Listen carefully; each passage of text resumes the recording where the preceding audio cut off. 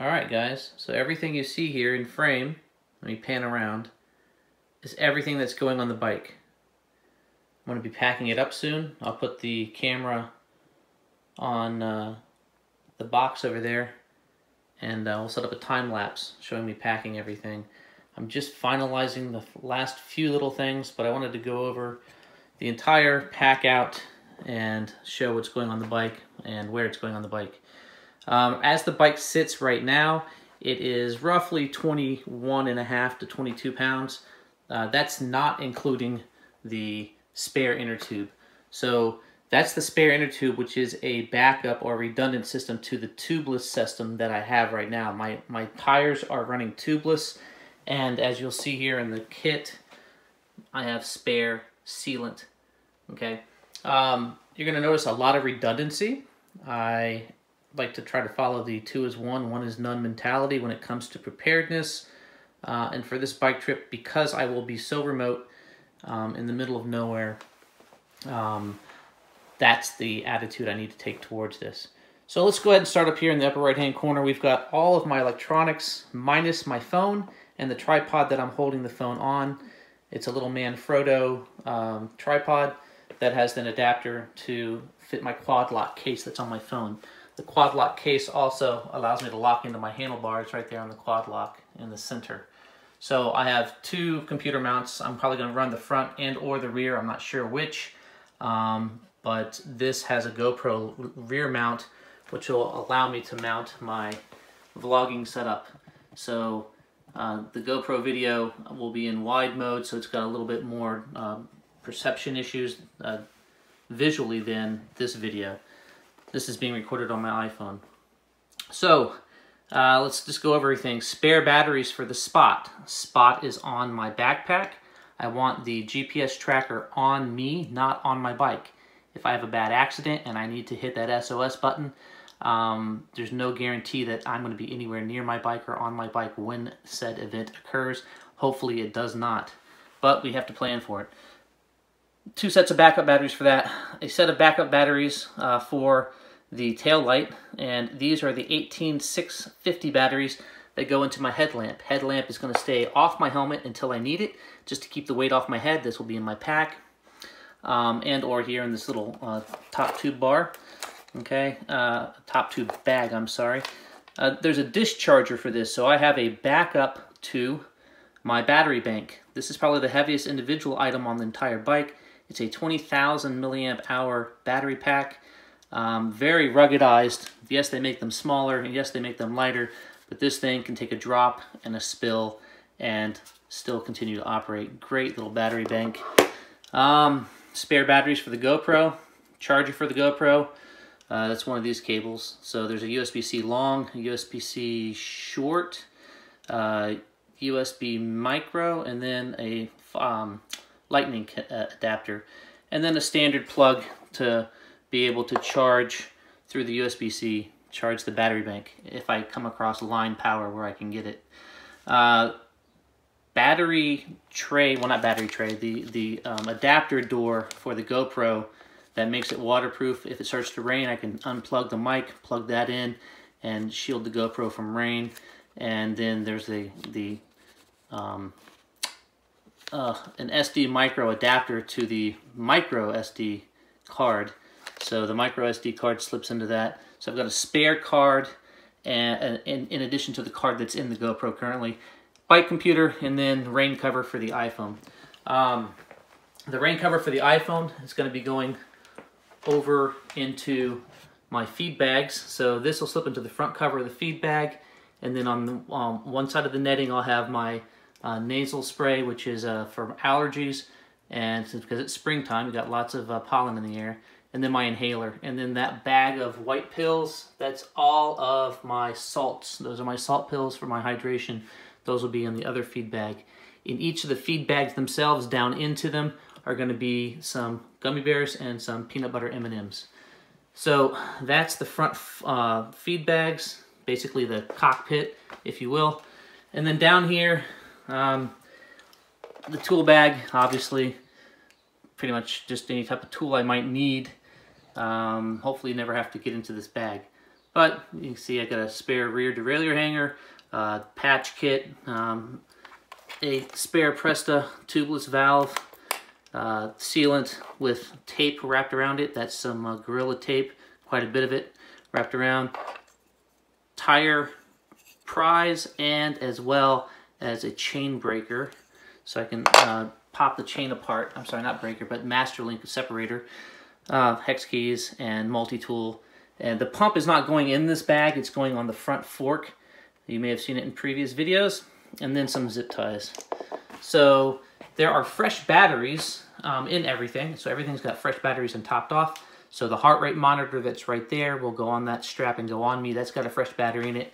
The speed sensor on the rear wheel, and the, I don't know if you can see it right there, the cadence sensor on the crank arm there is fresh batteries. Over here we have toiletries, so you see what you see. And then I forgot to cover my pocket knife. Pocket knife and my spork constitute my fork, knife, and spoon for eating, but it's also a tool, so it's going to go in the front bag to be quickly accessible in case I need to get it out and do whatever I need to with it. Chamois butter obviously is kind of a healthcare item when it comes to cycling. Wet wipes, lotions. And this little blue tub is a steroid for my hand cream. It's a special cream that heals cuts really fast. There's some Prid for drawing infections to the surface, and you know, basically just hygiene and first aid care. Tweezers, tiny nail clippers, nail file. Just, you know, you never know when you're gonna. I have a nail currently that's got a real big gash in it, and I sealed it up with some super glue and a toothpick. So got it up underneath there. That's been sealed down for 2 weeks now. It's slowly growing out. Goodness. These little tiny blue pills are anti-diarrhea, in case, you know, that happens. And then the blue pills in the back there are liquid gels, 200 milligrams each of ibuprofen. And then these yellow pills are fish oil. So I'll take 2 fish oils in the morning. That seems to help a lot with my inflammation in my legs and my knees. Specifically throughout the day, and then at night when I'm nice and sore after a long day's ride, pop 3 or 4 of those Advil after eating, or you know, right after eating dinner, or while I'm eating dinner, and should go to bed pain-free. After that, we have water filtration. Okay, this is the dirty side, and this is the clean side, and I just need to get a cap for this nipple to keep the clean side clean. And then this is my backup. The Sawyer is 1 micron. This is a 2 micron filter. So this will do a better job filtering small, tiny particle debris like silt that might cloud the water a little bit more. But you know, obviously I'm pulling water from fresh sources that are running, not trying to get any stagnant water. I mean, I would if I had to, but try to avoid it. So let's go to food. Food. Mountain House meals. I'm probably carrying 1 to 2 extras. Okay, that's basically a 2-day supply right there. Those two, and that 1, and then these are extras. Very lightweight, so I don't mind having the bulk in the backpack just to kind of fill the pack out a little bit. But you know, it is what it is. That's my last 2 days worth of meals. The idea is that my in-ride fuel for the first 2 days will be resupplied because I have more resupply points on the first 2 days. On the last 2 days, I have to hit my resupply points early, not later in the day, so I'm more than likely going to top off my resupply for my in-ride fuel on each day early in the morning, and then ride through the day. If I need to shed any weight, it's going to come from this section here. This is all my food and water. This is in-ride food and water. This is breakfast and dinner, so this is non-riding food. It's going to go in the pack. This is riding food. It's going to stay on the frame bag. So water bladder, 2.2 pounds per liter. That's a 3-liter bladder. That's a lot of weight, right? That's a little over 6.5 pounds. Those Cliff Bars, I want to say 12 Cliff Bars is just under 2 pounds, right? And there's 24 Cliff Bars there. They're broken into 3 sets of 8. So yeah, that's a lot of weight. That's over 4 pounds, right? Oh, almost 4 pounds right there. Gummy bears and peanut butter M&Ms. I'm not going to whittle that down anymore. Like I said, one of each of those is going to go in the front bags. So in the frame bag, I'm gonna have all the Cliff Bars and then one of those each and then the water. So that covers food except for coffee in the morning and hot chocolate at night. That's over here. This is all gonna be on my forks. So these are my fork bags. One side is cook kit, all right? And there's a little scrubber for cleaning out residue from the coffee and from the hot chocolate. And then the other side is shelter. So food and shelter on each side of my forks. This is my Eno housefly, fantastic if I need to go to ground. However, bulky, heavy. If I need to shed anything, I would probably, this is 25 ounces, right? That's 1.5 pounds. I could shed that. These bags are probably in the neighborhood of 5 to 7 ounces each. So if I had a waterproof bag, I could just shed almost 1/2 pound just getting rid of the dry bags. So there's little places here and there where I could shed more weight. I just don't have the time now. I've got to get this packed up and get it on the bike and get the whole thing weighed up, and then I'll start making decisions. More than likely, Cliff Bars are going to start going. After that, we have our front roll. On the front roll, I have my underquilt, overquilt in a lightweight dry bag, and then next to that is my rain gear. That's in a lightweight dry bag. That's going to go on top of the tail bag. And then here's the tail bag holster. And inside the tail bag, which is right here, it's a dry bag with an air purge valve. Inside that's going to go my hammock and my air mattress. So the hammock's going to go towards the tail end over here, pack it somewhat last so that I can get it to it easily each morning or each evening when I get into camp. And then this is a backup. So this is going to go all the way at the front here. And it's going to go with this. This is my emergency bivvy. So this, and my overquilt is my emergency sleep system. My primary sleep system is right here, right?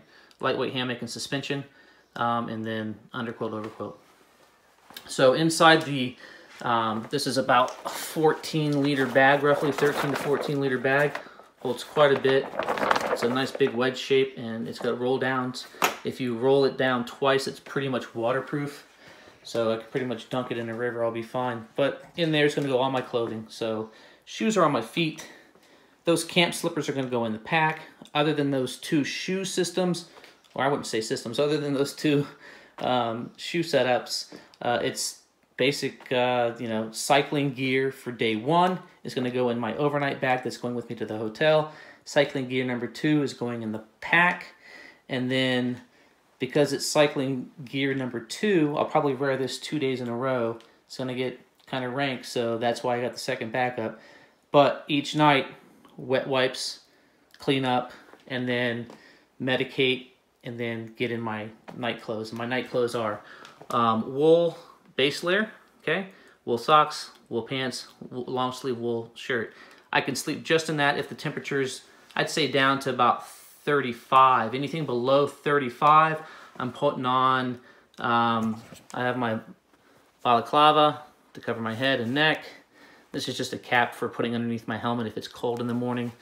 So I don't have to have the whole balaclava on my neck. Once I start sweating, it's going to get pretty bad.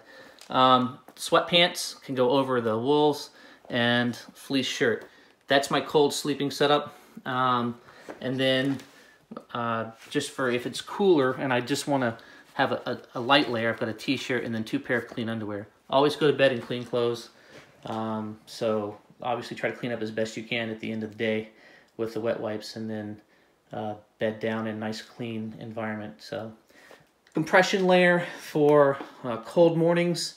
If my leggings and my arms, these are arm sleeves, they're folded in half inside out, so I can put them on quick and easy.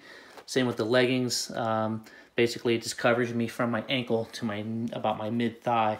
So that's everything in a nutshell. About the only thing that I really don't like about this is having any type of weight on my back, but it's a medium-sized bike. It's got a medium-sized triangle. It's got a medium-sized bag, so I'm putting priority on food, especially for the last 2 days. And if I run this and really push my limits, I could get by with almost no food in the bag and go everything that you're seeing here in the bag. But I'm not comfortable with that just because I haven't done it before. So I'll see how this trip goes. I'll learn from this experience, and hopefully I'll be competitive next year. This year, I just want to survive the thing. We'll see how it goes. All right, guys, let's get this time lapse thrown up here showing me pack the bike up. Later.